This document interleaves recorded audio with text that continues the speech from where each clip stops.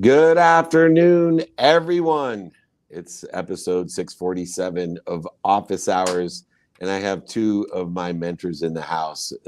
Wisdom there's no shortage of wisdom today with Blaine Bartlett, BlaineBartlett.com, and Rhett Powers, the Accountability Inc. brother of mine. Welcome, gentlemen. Thank you for co-hosting Office Hours with me. Always. Well, yeah, man. We're this is going to be great. I am in Las Vegas. I'm speaking at the Super Summit here, and always squeeze in a quick hour of power. No pun intended, Rhett Power. But we have Mark waiting in the wings. We might as well get right out to it. He's the CEO at iFranchise Group, and there's a lot of action in the franchise world. I just saw Magic Johnson's list of franchises that he owns. But Mark Siebert has been helping people franchise their business, and he has created the guide to employing the greatest growth strategy ever in franchising. Welcome, Mark, to Office Hours. Well, thank you, David. Thanks for having me. Well, there's a lot of opportunities. I've coached a lot of young and old entrepreneurs in the franchising business, and what makes franchising so attractive is, to me, that somebody's already paid the dummy tax. So you've increased your statistical success by somebody else already paying the dummy tax at whatever business it is. What are the lessons that people learn in franchising? Because it seems like such an obvious choice. Do I want to start my own business and pay the dummy tax, or should I just invest in a business that's already working? Well, that's a great point, David. I think that one of the things that people are paying for is that intellectual property. People want to avoid the hard lessons that get learned along the way when you're sort of stumbling your way through growing a business. And that's what people pay for when they're buying a franchise. They're paying for the learning curve that they don't have to go through. And what we do is we help companies that have gone through that learning curve to put together businesses that can sell franchises to people out there in the community who want to buy franchises. We help them to get established as franchisors. You know, one of the things that you've got that we wanted to talk about a little bit here, and it's a promotional thing for you, Mark, as well, but you've got a book that came out about seven years ago that I want to touch on here. Franchise Your Business, a guide to employing the greatest growth strategy ever. I mean, just the greatest growth strategy ever. There's a big promise embedded in that. What you know, in the time that we've got here, it's very truncated, but what's the secret sauce there? What is the greatest strategy? And then obviously the devil's in the details here in terms of execution, but what is that greatest strategy? Well, you know, in franchising, essentially what you're doing is you're using other people's time, other people's money, other people's efforts, and other people's motivation to grow your businesses. So if I've got, for example, David said he was out in Las Vegas. One of our clients out there was a company called Nothing Bundt Cakes. It was a one-unit location that served some delicious bundt cakes. It was two young women put this together. They started this in their kitchens, and they decided they wanted to ultimately franchise this business that grew into essentially a storefront, and then ultimately they decided to franchise. They grew that through franchising, sold 450 locations. They just recently sold it to public equity, or to private equity rather, and they sold it for, I don't think I'm at liberty to say how much they sold it for, but they sold it for a huge multiple and made many hundreds of millions of dollars selling it because they were able to grow using other people's money. People invested in that business. Another company from out in that neck of the woods, Massage Envy, another client of ours. They came to us, they had one unit in operation. Today they've got 1,600 locations. These locations were built with other people investing in those locations, putting their time in, their hard work in to grow the business. But the founder, John Leonisio, who actually wrote the foreword to my book, is somebody who said, who grew that business by selling other people on his intellectual property, his branding, his marketing and letting them pay him for that privilege. Wow, that's remarkable. I got to just ask, what is hot right now? Like, what do you love that's out there? That's a great question. Yeah. You know, anything that is sort of hot at the consumer level is going to always be hot from franchise standpoint. But some of the things that are particularly hot from a franchise standpoint are areas that have not been done as much in the past. So historically, you've not seen a lot of medical franchising, and you're seeing a lot more in terms of medical franchising now. People are getting into it. They're finally, medical professionals are starting to realize that they now can start to franchise in that industry, although it's a little bit more difficult. And we've actually built a sort of specialty practice around actually franchising medical-based franchise companies. A company that we just recently did is a company called QC Kinetics. They've sold 450 franchises doing rejuvenation medicine. And it's been very, very successful in terms of their initial growth. But anything that you look at where if you see a consumer trend, so you see that bubble tea is doing well, bubble tea is going to be out there in their franchising. They're selling a lot of franchises now. Anything that so food service is always going to be an area where you see a lot of franchising, a lot of success in franchising. And like anything, the trends that sort of die and go away, maybe the sandwich trend is not, fast food sandwiches are not as prevalent today as they once were, but you're seeing other things that are more healthy dining maybe starting to replace them. And when those units are successful, then those units are going to be what replaces them in the marketplace. Bottom line is, it's about, can the business model itself make money for the franchisee? Can the franchisee get a better return on their investment than they would if they were to jump into the stock market and just get a job somewhere? And if they can, then your business model might be ready to franchise. And just to bring it home, is there an ideal place that a time to invest in a franchise? I imagine you don't want to be the first franchisee. That seems to be a little bit more risky. But as you have been involved in so many franchises that gets to 100 or 400 or 1,400, have you determined, is there a safe spot that provides a greater return where somebody should look at, determined upon the category, a safer spot with greater return when to invest in a franchise? I think that you hit the nail on the head with the question, actually, David, because it's really a risk return kind of equation that you're looking at. Some of the businesses that you would get into earlier might be great investment opportunities, but it's like buying into a high flying stock. It's got a little greater level of risk because it is a little bit earlier. But if you're looking at something that is maybe newer and a hotter trend, you've got your opportunity to get in early, or you can wait and maybe you're going to lose out on that territory. If you want something that's a little bit safer, you wait and see how well established it is. And as it gets to be better and better established, your anticipated returns are going to go down because there'll probably be more competitors in that space as other people have joined them. So when Massage Envy got started, they were the only people that were selling franchise in that space. And today you've got Ann & Stone, you've got 3 or 4 other major competitors that are out there in that space. And it's maybe a little bit more difficult of a consumer market than it was when people first joined in.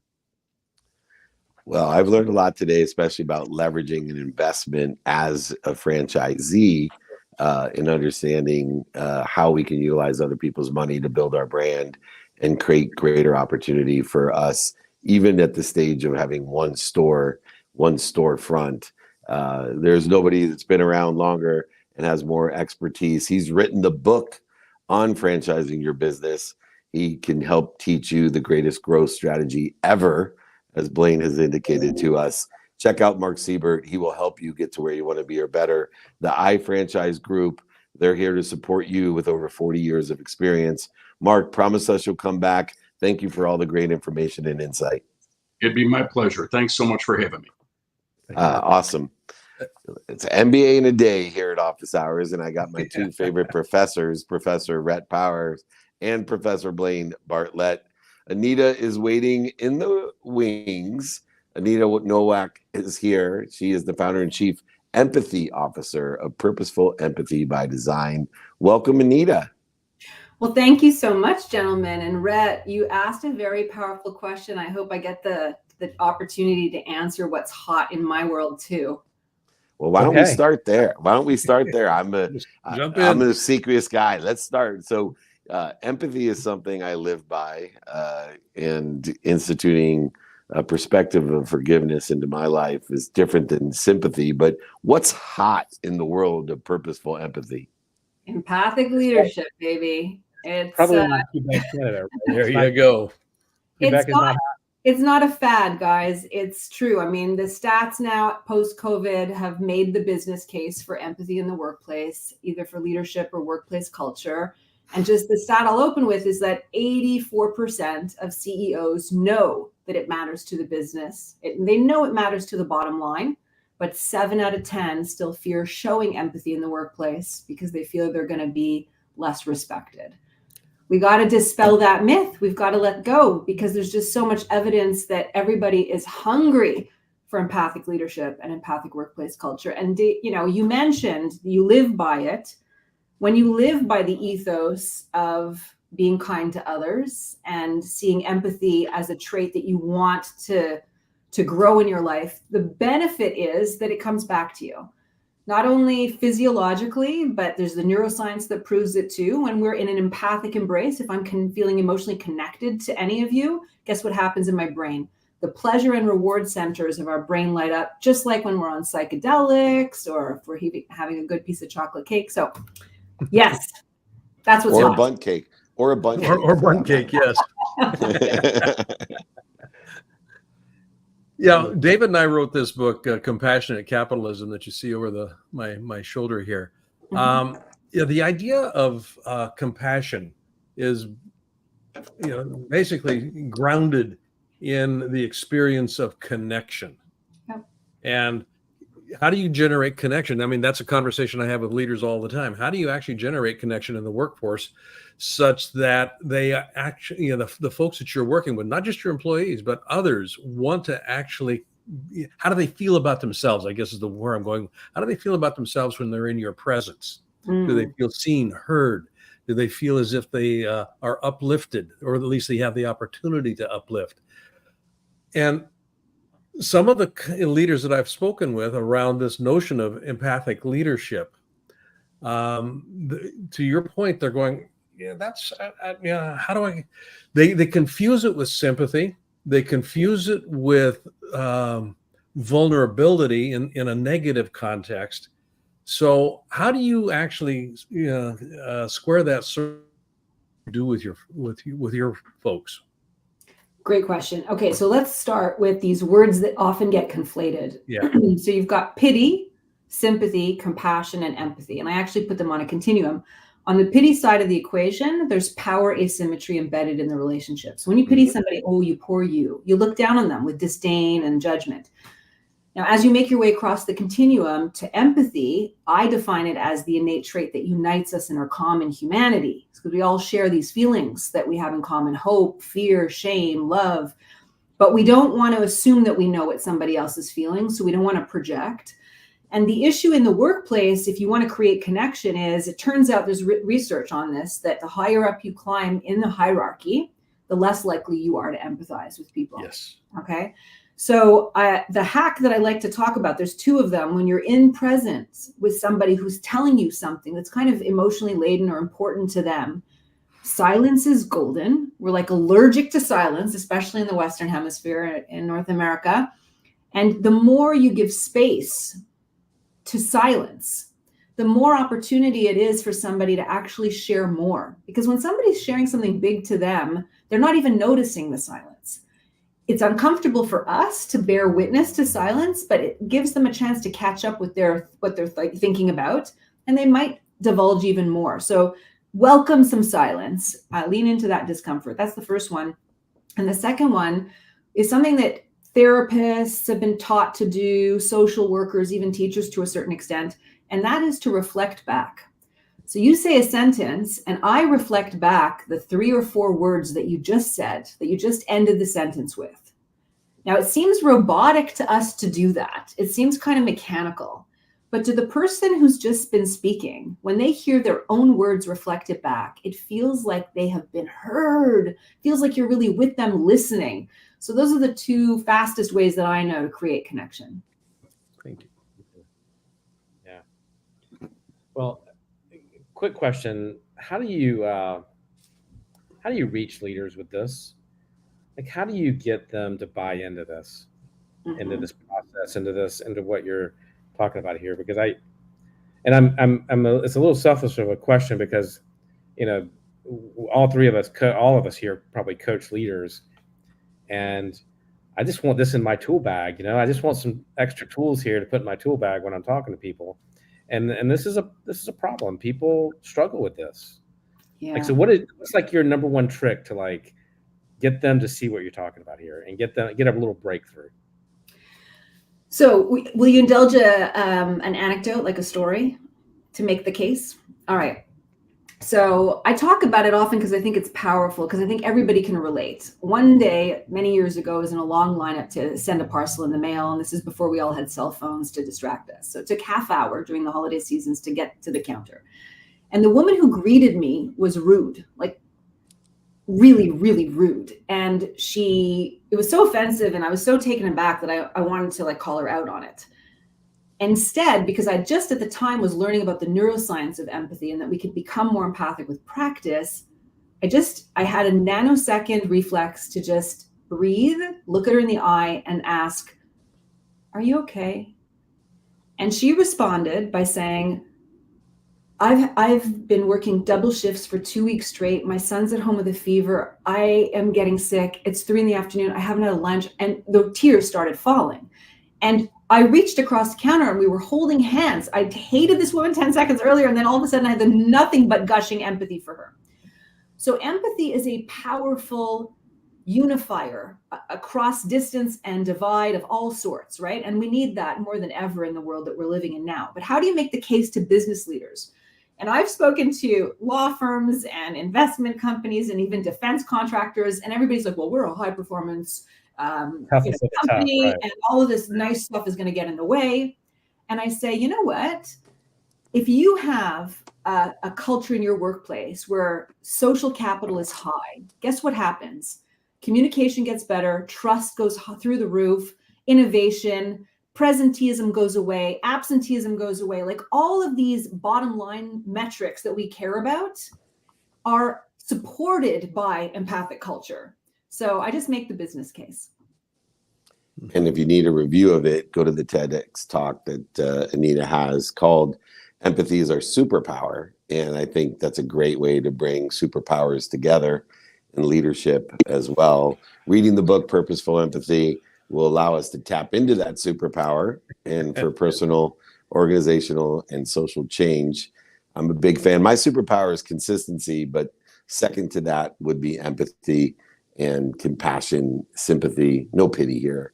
We appreciate you, Anita. Come back again. Please join us.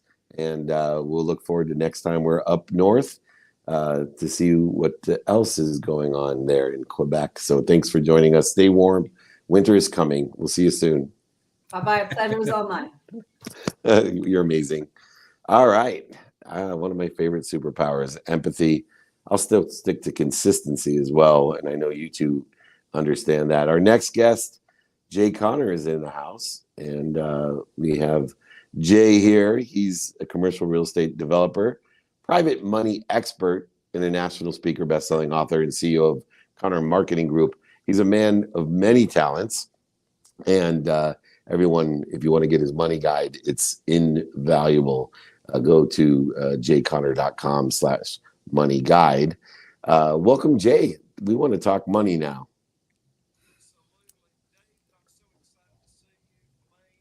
You're on mute, I think, Jay. Or low. I think his volume's low. I barely hear it. You look excited. Can you? Oh man, Deuce drop. So we'll get Jay back on here and jayconner.com. Like I said, the money guide. I want to ask him, and I'm going to preset it maybe for you. You know, empathy is. She mentioned that the spectrum from pity to sympathy to compassion to empathy, and we didn't have enough time. We'll ask her next time. But do you see that progression as well? And if so, I'd love for a little bit of insight. Oh, here's Jay. Jay, can we hear you? Oh, yes. Can you hear me? No. Vaguely, no.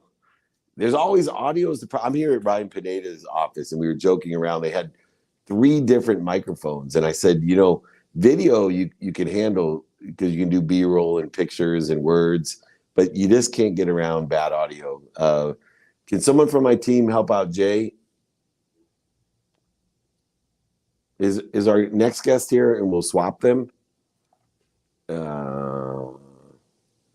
Nope. All right. Can you help Gigi, Mike? Somebody help Jay. Yeah, he's gonna drop off here. Well, we're gonna on. do a lead in. So, Anita, I'm gonna actually. Can you put Benita back in here? I'll ask her the question. We're instead of guessing, let's just ask her. Yeah. I like the progress of. I think it was pity, sympathy, compassion, and empathy. Can you just explain the differences as it progresses up? Is there a common denominator of a spectrum of energy, or where is that progression from pity to empathy? Well, I spoke about the pity is looking down on somebody. Sympathy is not that much better. There's a lot of East Coast, West Coast debate on which is the more powerful one, compassion or empathy. And I'll just share with you that I like both. All right. I welcome both in our lives. The reason I put empathy all the way at the end is that compassion is much like one form of empathy, which is known as affective empathy. It happens to our heart thanks to our mirror neurons. So if you watch somebody stub their toe and you wince, or if you watch some kid laughing and it just kind of puts you in a better mood, that's our mirror neurons firing in resonance. All right. Mm-hmm. And that's what compassion does, is what we feel what somebody is feeling. There's another form of empathy, which is why I give it a little leg up, and that is cognitive empathy, which is all about perspective taking. It's our capacity to put ourselves in someone else's shoes. And that's a choice that we make, and we can become better at it. So that's how I define the continuum. It's interesting because a lot of people see, oh, sorry, Blaine, but I was going to say, no, go ahead. They see sympathy as walking in someone else's shoes, but not feeling in someone else's shoes. So would that be a fair distinction? Yes, and there's a very famous Brene Brown 4-minute video on viral that you can plug into your show notes to talk about that. Yeah. That's cool. Yeah. Blaine, go ahead. That notion of being the cognitive connection. Yeah, my wife is going through some radiation therapy right now, and at the very beginning of it, it was unknown, and I made this comment to her. That must be very, very, very frightening for you. You must be, feeling a lot of, uncertainty and fear right now.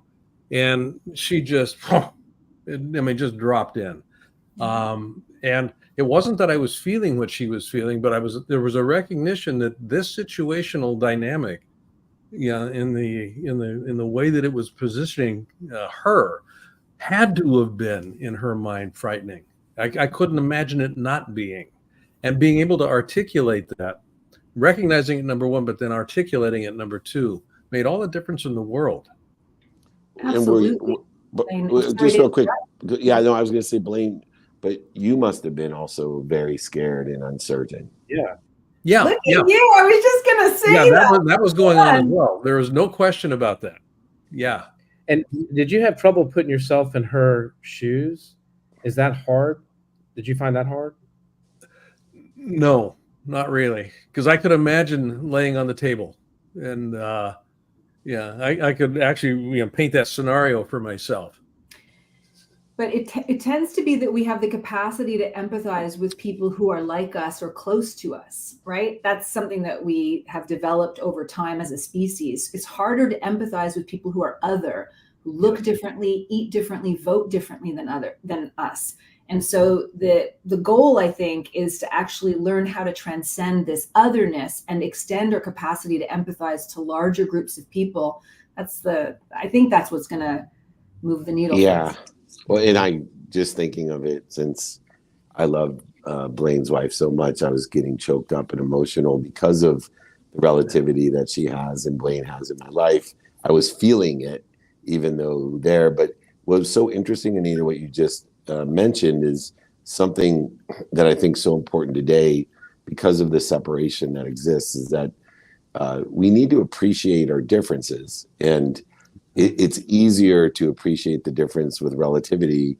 And when that gets extended out to the unknown people, or even worse, the people that we feel have a different perspective, a different religion, philosophy, theory, spirituality, region, country, leaders, whatever it may be, that it's empathy actually that allows for appreciation of differences. And when your story to me resonated so much because there was a great separation between you and the person who was hating on you. And you were able to appreciate the difference in your attitudes, the difference in your perspective, and it brought a quick ability to bond. And I think there's so many lessons to learn. It's just, I think, to reiterate again why it's so important to prioritize learning about empathy. And there's no one like Anita to do that. So check out her TED Talk, the book. I know Max is here. We're going to keep this party moving because I got to go keynote this super summit and I got to stay on time, they told me, or you guys will be empathizing with me for not being on stage. So thank you again, Anita. We appreciate you. Max is in the house, and Maxime Prohorov is here, and he's a co-founder of Platma. Welcome, Max. How are you? Hello. So, thank you so much. I'm fine. I'm really appreciated to see you. I'm appreciated to be there, and let's see how it works. Absolutely. I'm sure it will work well.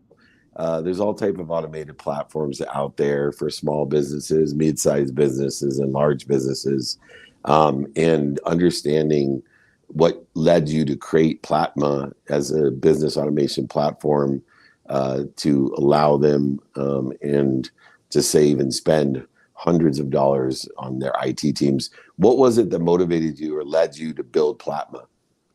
Yeah, I think I motivated it more than 10 years ago when I began to create my something own application and understand that I need to create something which really help me to disrupt and don't use IT guys because they begin so expensive, so complicated, and so on and so on.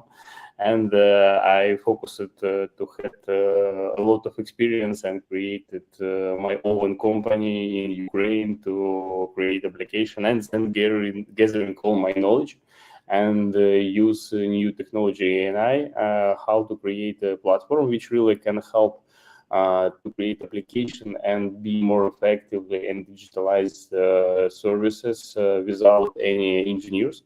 And this is really motivated me because it's helped me to share the world that it's possible. And of course, you can be really understand that maybe only your business processes, how it need to works. And our system will use like ChatGPT conversation and create application which help you to digitalize some processes. And also very important to customize because your processes is not stable and you need to do it every time, every month, and every week, and so on. Yeah, you mentioned the word customization, and that was the question that I was going to actually focus on. With your platform, how do you actually, because you've got a disparate group of, very different clients that you work with, how do you actually assist them in customizing the platform so that it actually serves them and it's not just a cookie cutter AI-driven platform? How this works now, it's we created platform on 3 layers. First layer is for engineers. We use open source solution, Node.js and JavaScript. Second layer is for business analysis. It's like visual coding. You can create your business process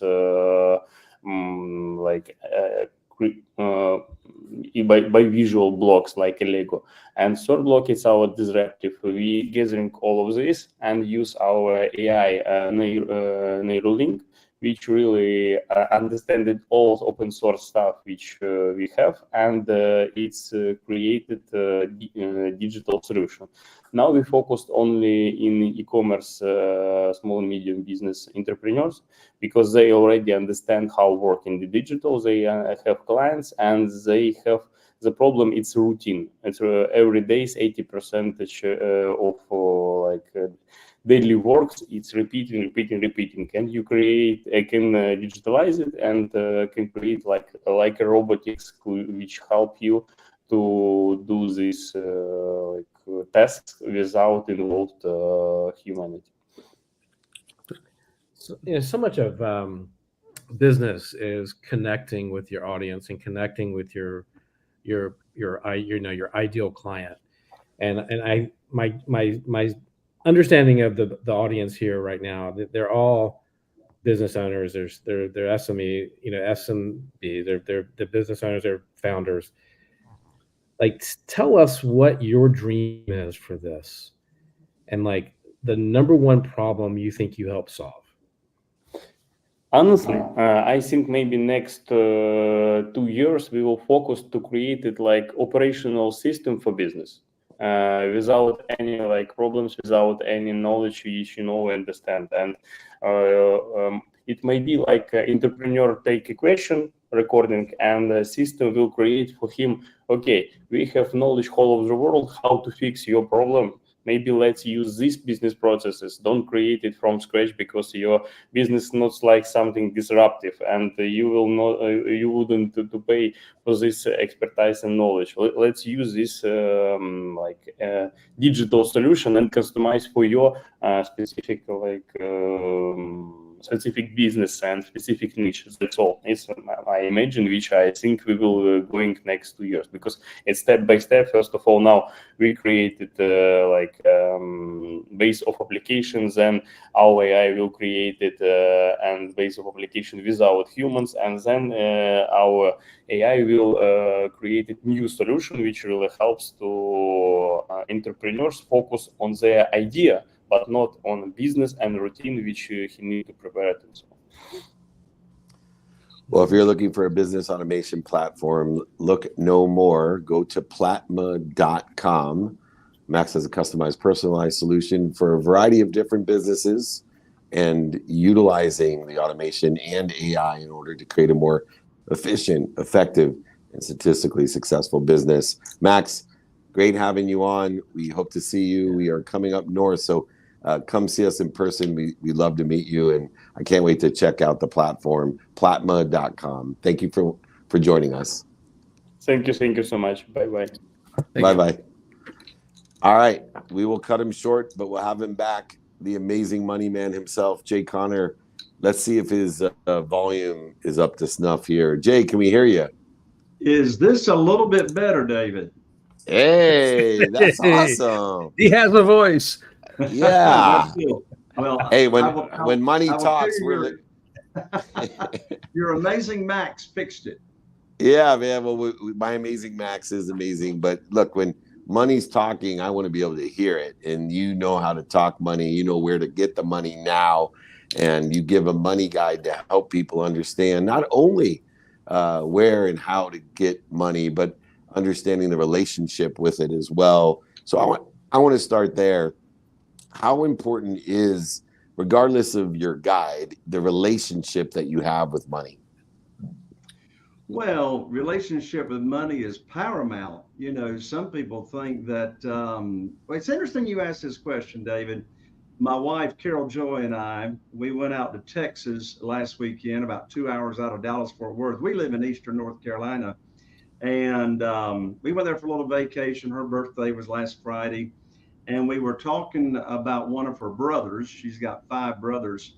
And this one particular brother, for years and years and years, had like no money.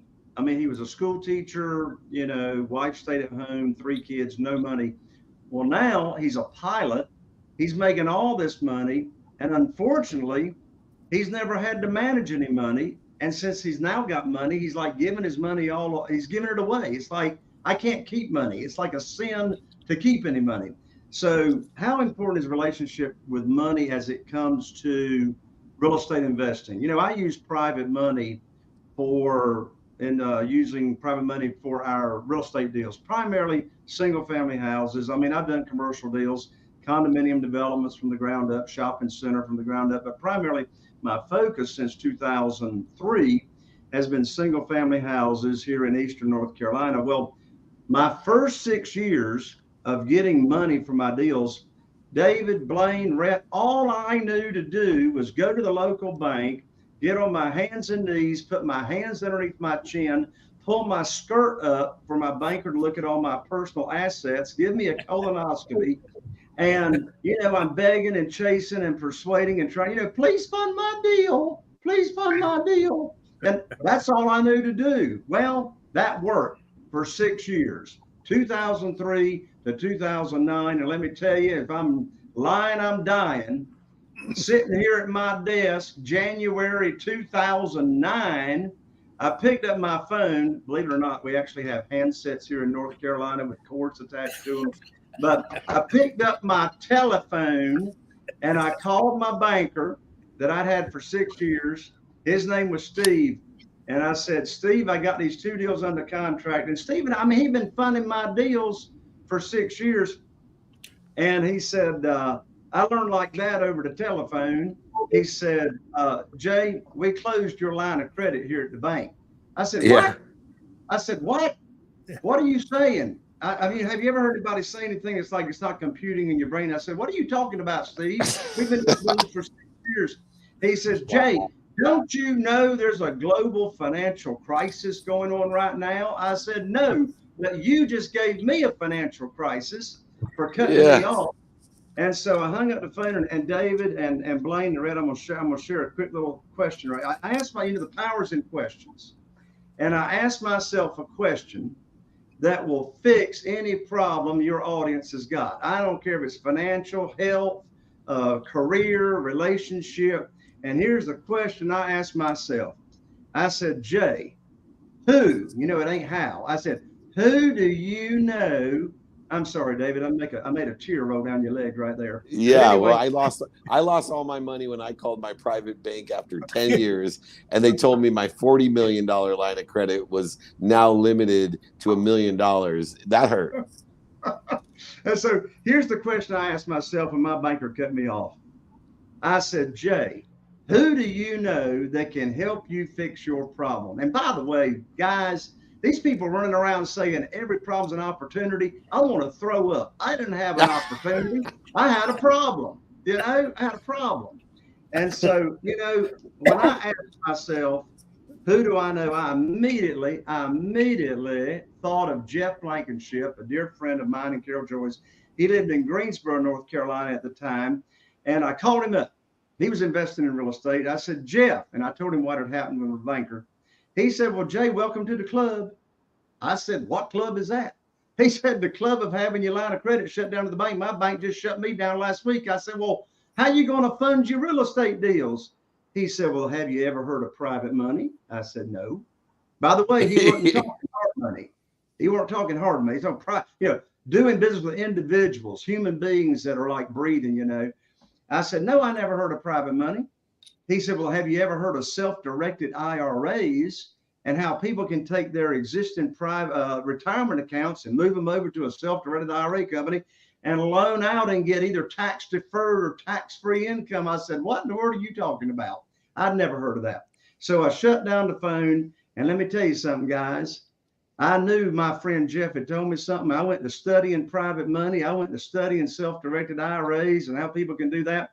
And I mean, I don't play in your all's world. You all like playing that $100 million stuff. But here, I mean, I'm underneath a rock here in Eastern North Carolina. In less than 90 days, I was able to raise $2,150,000, which that was a lot of money. I only had $1 million line of credit at the bank when Steve cut my knees off, And so I raised a couple million in less than 90 days. But you know what's funny about this? And by the way, I didn't ask anybody for money. I did not ask anybody for money. And I've never pitched a deal. I've never pitched a deal in my life. So here's the secret. Here's the secret sauce right here. How to raise private money without ever asking anybody for money. You know, desperation has got a smell to it, right?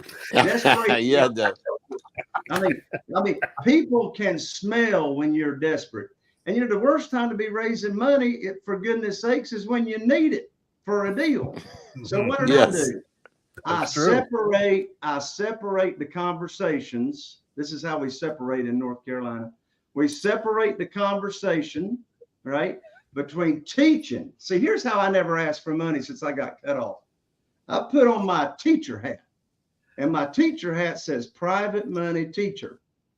And I started just teaching people in my network, people I go to church with, at the Rotary Club, and, you know, I started teaching people what private money was and how they can earn high rates of return safely and securely. So I got 47 private lenders right now funding my real estate deals. You know, here's what's funny about it. Not one of them had ever heard about private money until I put on my teacher hat. None of them had ever heard about self-directed IRAs. And here's what's even funnier than that. None of them 47 people even know what an accredited investor is, but some of them are, and they don't even know they are. Right? All right, Jay, I got to cut you off. I got to cut you off for two reasons because I got to get on stage here. But I'm going to have you back, and I just want to tell you how grateful I am we got your microphone working because, man, we are missing out. There's so much more I want to learn, but I got to go cry before I get on stage because you should have seen my face when I walked into my private bank, and the first thing was, oh, well, he doesn't work here anywhere. I'm like, what do you mean my private banker of 10 years is living in New York and quit without telling me? And then two, when the person who's new said, and what is your name? I knew my life had changed forever. And private money is a lesson, and you are the teacher. We are going to cut you off only because of technical difficulties, and I have a tighter schedule than normal. But the professors and we want to have you back. We want to hear more lessons from the teacher. For now, though, just go to jayconner.com. Check out his free money guide, jayconner.com/money guide. I think he has stimulated enough of your interest that it's worthy of checking out. Let's get some pre-study. We'll have you back as soon as possible. Thank you for your patience with your technology. Thank God the mics are working because we'd have missed out on a cleanup hitter of no consequence. So thank you, Jay. We'll have you right back on. All right. God bless you guys. Thanks, Jay. Nice. That's wonderful. That's awesome. Jay made my day, and I'm glad I got a lesson in empathy and money. Real quick, takeaways of the day. I'll start with Blaine Bartlett. What's your takeaway of the day? Real brief. I know you got to run. Connection is the answer here. Just find ways to be connected, whether it's being a private money teacher, whether it's through empathy, however it is, find a way to be connected because that's how life ends up working. I got to learn how to separate. Yeah. And, but I've got to go pick up Anita's book. I mean, Purposeful Empathy is a book you should pick up. I know I'm going to pick it up now. So that's my lesson. I love it. Yeah, my lesson is the investment comes in many different clothes. And I never thought of franchising as a way of taking an investment. Obviously, Jay aligned with that as well. Max as well, with making an investment in yourself and in your small business. And then, looking at Anita, empathy is an investment in others. And I just have a different perspective of investment from our four friends today.